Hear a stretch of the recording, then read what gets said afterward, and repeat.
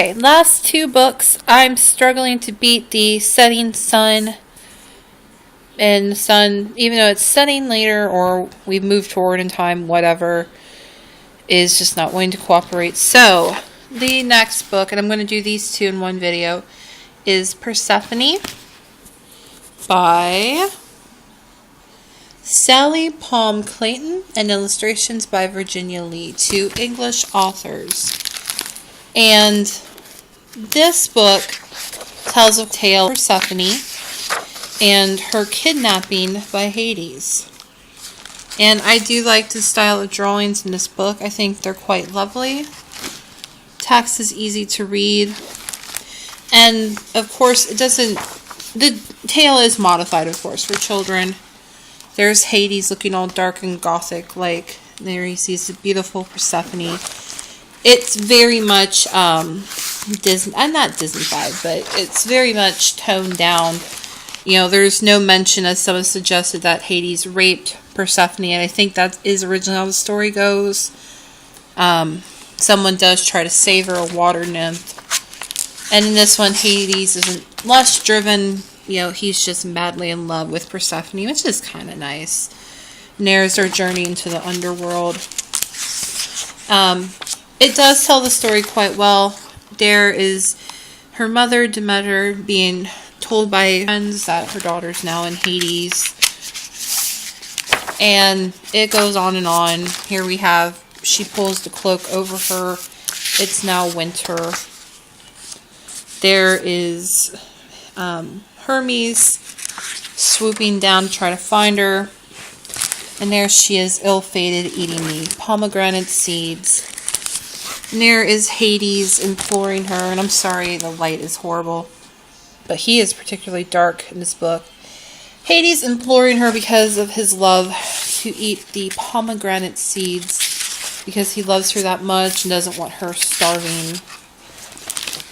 And there is the return of Persephone and her mom.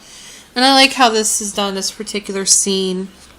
She tells her mother she ate the 3 pomegranate seeds, and thus we know why we have 3 months of winter.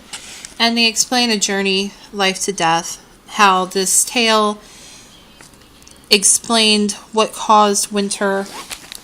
So, quite like this book. I was pleased with it, and you get a biography about the author, and there's my cat, and the artist. It's a lovely book. I quite enjoyed that one. But my favorite, Cupid and Psyche, which this is one of my all-time favorite stories. And I was quite happy to find it in book form, even if it is a children's book. So, Cupid and Psyche, we all know the tale. The drawings in this one are particularly lovely. So there we have the text explaining about Psyche, the most beautiful youngest daughter of a king. Her 2 older sisters are jealous bitches, and they're now married. And there is Venus, unhappy. And there is Cupid. He's very mischievous before meeting Miss Psyche. And I would love to have this like as a painting or something. That's just gorgeous. And there's Cupid. He nicks himself with the arrow. Falls in love. Love, love, love. And again, I mean, these pictures are just extraordinary.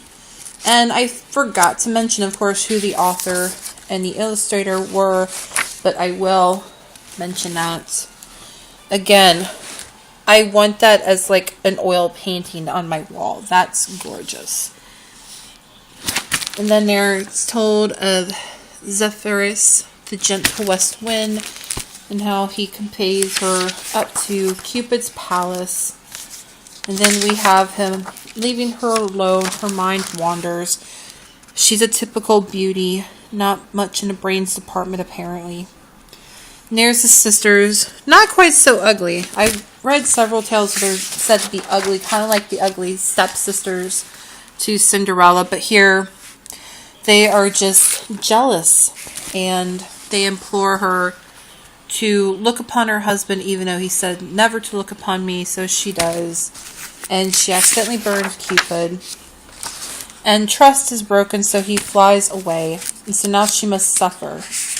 and try to earn that trust back. So she goes through her 3 trials.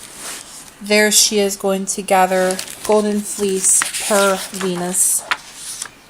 And Cupid is moved by her trying to win his trust back.